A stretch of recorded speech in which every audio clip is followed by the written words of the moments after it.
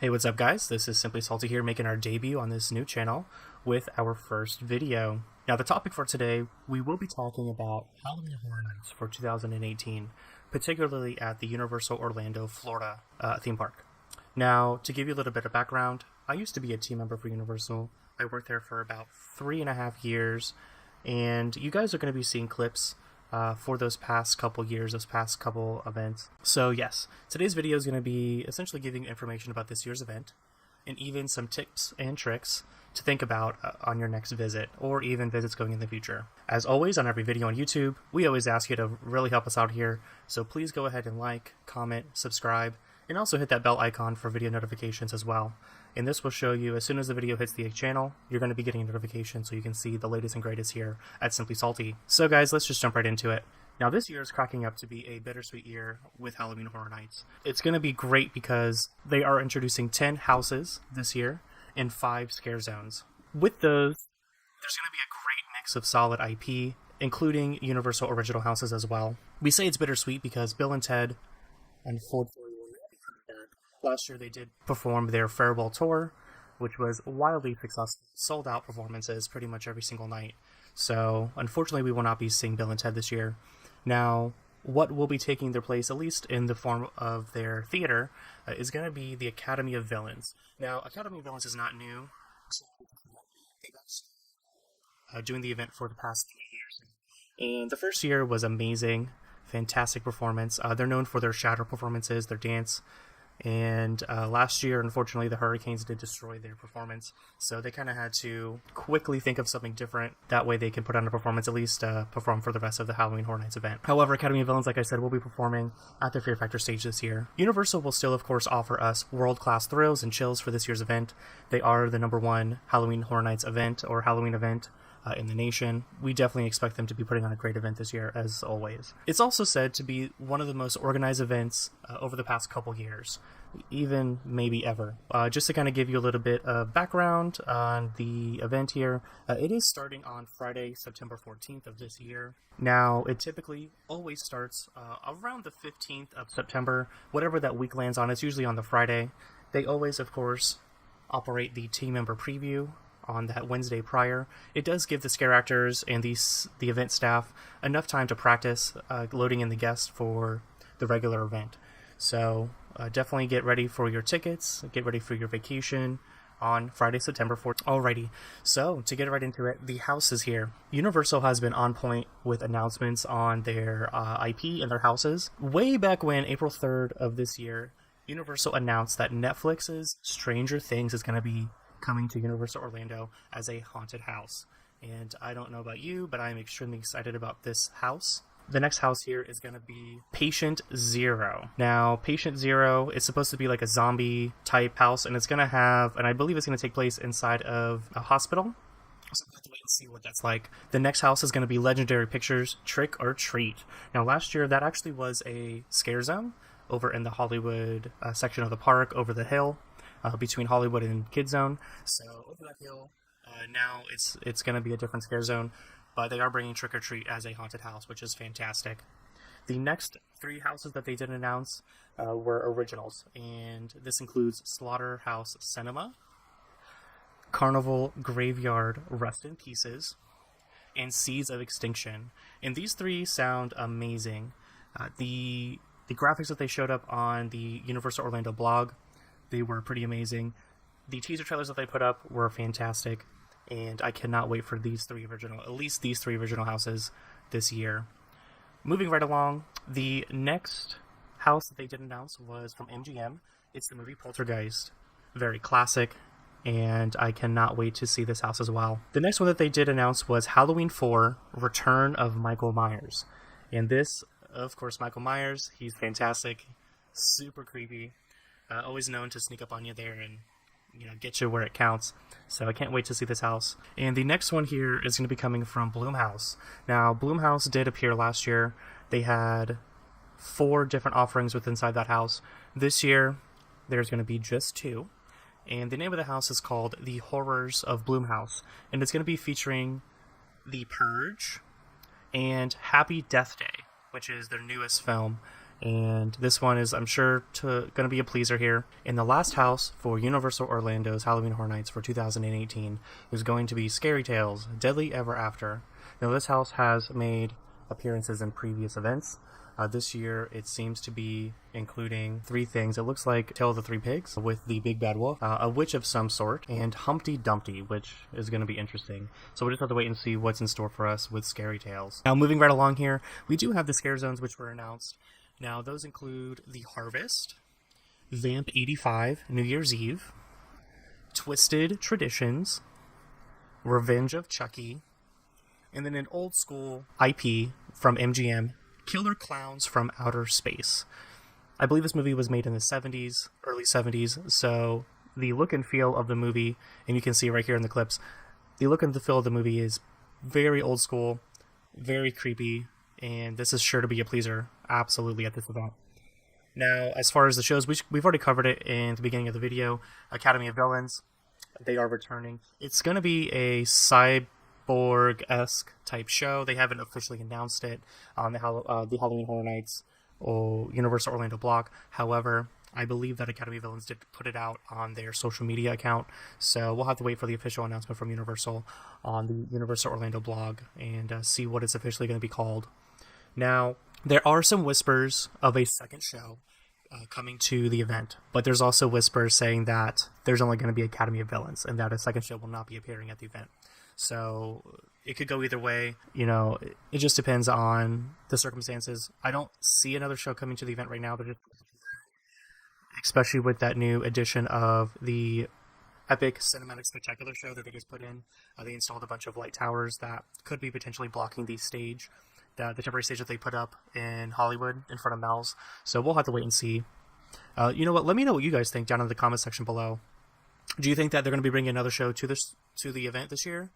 You know, I'd really love to hear your thoughts and opinions on this one, because I'm kind of split either way. I don't have really an opinion. I wish that Bill and Ted was coming back. I guess that would be my only opinion, but that's probably not going to happen. So anyway, I did think that there was something really cool going on this year, and I think that what Universal was putting out for media hype for the short, well, essentially what they created was short teaser trailers for all of the houses as they announced them. They also gave them individual press releases, which was great. Now, I'm not sure if they did this last year or the year before, but just the way that they've been managing the event this year seems really, really great, really tight. And I'm sure that they learned from their mistakes. Now, last year, they didn't do a very good job of announcing the event. From my understanding, and I was frustrated at this as well, they took almost up until the last couple of weeks before the event started to even really announce anything. And it was very frustrating. You know, some of my family members ended up having to cancel. They didn't even want to come to the event. So I'm glad that they actually started way early back in April announcing things. So good job, Universal Orlando Marketing. Hope you're listening here. Just to kind of give you a little bit of information here, and I have announced it earlier on in the video, I do get all my information from a reliable source here, and that is blog.universalorlando.com. It is the #1 source for Simply Salty. The reason being is that there are rumor sites, of course. However, things can change last minute. I am a theme park fanatic. I love all the behind the scenes information. I love to read up on all the regular rumors for the parks, all the gossip of what's going on to the parks. It's just simply fun to me. However, I'm not this way for the Halloween Horror Nights events, and that's because things change so quickly. Because I used to work for Universal, I sort of know how things are run behind the scenes, and it's like trade secrets to give out. It's just how you would probably run your own theme park. The leaks that are coming out, they're usually unreliable, and that's because things do change super quick, even last minute. They actually could have technically built a house. They could have even started theming the house, and then at the last minute, the IP holder for that house actually may have pulled out. So it's never certain until they do get that IP holder under contract and they actually make an announcement. And Universal, you know, once they have things locked and loaded, they're ready to announce and let everyone know and get excited for the event. So that's why I like to wait for this, at least for the Halloween Horror Nights events. I like to wait to see what happens. So yes, anyway, yeah, although it's definitely fun to like get into like the rumor mill, you know, for this reason, I do try to stay out of the gossip, try to stay out of the rumor form for the HHN events. Like I said, you know, last year they did make that mistake. So anyway, let's just move on here. Now, I do have some great tips to help you enjoy your trip for Halloween Horror Nights of 2018, and even beyond here, because these are applicable for any visit to the parks. Now, this year's event, of course, is expected to be rated PG-13, as it typically is, and that means that parental guidance is suggested, in that it's appropriate for kids age 13 years of age or older. Now, that doesn't mean that 13-year-olds can't handle that they can handle the event, so just use your discretion there. I don't like seeing little kids being brought around the park and in the dark, getting scared out of their mind. It's stressful for them, it's stressful for the parents, and you're not going to get your money's worth. And you really shouldn't be bringing your kid in a stroller and using them as a shield or a battering ram between you and the scare actors. So it's just not fair to the kids. So try to leave the kids at home if they're not able to walk, handle the event. You know your kid, you know their maturity level, and just make the best judgment for them. Now, I do recommend to plan to come to the event earlier on in the year when it first starts in September. The reason being is it's less crowded. A lot of people decide not to come until October. The scare actors are usually more on top of their game than they are by the end of the event, and that's because it's still early on. They are still getting into the groove of things, and they're usually more eager to scare you, which is what you're paying for. It's also a lot more inexpensive, a lot more cheaper to go to the event during the beginning 2 weeks or 3 weeks of the event than it is at the end. Also keep in mind that they do have pricing based off of the weekends and peak. So when you go on the Fridays and Saturdays, it's usually going to be more expensive, more busy than if you were to go on the weekday or Sunday. Now, let's say you're coming only here for 2 I'm going to recommend at this point purchasing express passes. And that being said, it's almost impossible. You can do it. It's possible, but it's almost impossible to do all of the houses, the shows, and actually enjoy the event, with being like a regular guest. So I'm going to recommend, if you're coming only for one night, if you're paying for one ticket of Halloween Horror Nights, bring that extra money, plan on spending the extra $100, and get an express pass for yourself. It's going to be totally worth it. Now, let's say you are planning on coming for more than one night, but also more than 2 nights. I'm going to recommend going for one of those frequent fear passes. Now, you're going to have 4 options. The first is which is great if you just want to come to the beginning weeks. The next option is not going to include Friday or Saturday, but Wednesday, Thursdays, and Sundays. The third option is going to include Fridays, and then the last option includes all days of the event runs, for the exception of Mondays and Tuesdays most weeks. So, but yeah, those are the 4 tiers for frequent fear pass, and it's not necessary to get the express passes added on. It does add an additional $200 to $300, which is fine. But if you have that coin to spend on that additional express pass for those frequent fear passes, hey, I say go for it, but it is not necessary. You're going to be going multiple nights, so you may not even need it. Tip here is to wear comfortable clothing and shoes. Even with express pass, you still might even end up waiting 30 minutes or more in the express line. So wear comfortable clothes, wear comfortable shoes. The event runs in September, October. It's still pretty hot, still pretty humid here in Florida. So definitely plan on wearing comfortable clothing. I always recommend, of course, bringing money for souvenirs. Souvenirs are amazing at Universal, especially for Halloween. The merch does look amazing. It also is high quality. So it's worth it to get those shirts. Spend the extra $30 to get a shirt, $40, $50 to get a jacket if you like hoodies or the jackets. The other merch is also good as well: keychains, mugs, little knickknacks here and there. So definitely bring your money, bring your coins, and enjoy some Halloween Horror Nights merchandise. Now, this is one of the big ones, and this is something that the event is kind of known for: drinking. Drinking alcohol. Now, drinking is great. Who doesn't like to drink? But it is not required to attend the event. And even depending on how well you can hold your liquor, you actually may not want to drink during the event. Now, if you do prefer to drink, I always recommend drinking a few before, like in the beginning of the night. Go ahead and even try to space them out. Maybe alternate between drinking and water. That way you don't get, as they say, lit during the event. Now, the reason why I say that is that if you can't hold your liquor, tensions actually can get high. You're going to be going into houses. That flight or fight reflex may kick in. You actually may get scared by a scare actor. You might end up punching that scare actor. And depending on how they feel about that, if they think that it was intentional, they actually could arrest you. We don't want to have you seen down in county jail. It isn't worth it. So definitely, if you can, hold off that liquor. The event is still great. You don't need to be wasted flat drunk. Just so. Now my last tip here is to actually come to the parks during the day. This way you can ride all the rides, you can enjoy the theme park for what it is.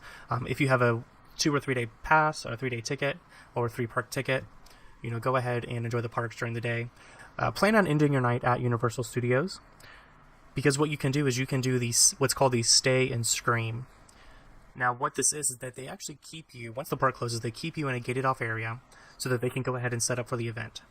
The event will transition. They're going to kick everyone out. They're going to start transitioning the park from day operation to night operation for Halloween Horror Nights. What you'll do is you'll stay in that holding area, that pin, and they actually let the stay and scream guests out first into the closest house, whichever one's nearest to that holding area. And they actually let you into the house before they let the people that are waiting outside the gate, which is a great tip. The reason why that's good for you is that by the time they let people into the gate, you're already going to be through 1 or even 2, possibly even 3 houses before the regular guests get into the park, or they even get situated into the park. So I'm going to recommend it. Come during the day, do the stay and scream. That way you can get up on your houses and enjoy the event later on. I will say that this is really all I have for you guys for this year's event. Let me know your thoughts and comments on anything that I discussed today, especially if you think that they should be bringing another show to the Halloween Horror Nights event. Also, don't forget to hit that dislike button. Any type of engagement is fantastic. Subscribe for more videos, and hit that bell notification for all the latest and updates here at Simply Salty. Thanks for joining in. Have a great day.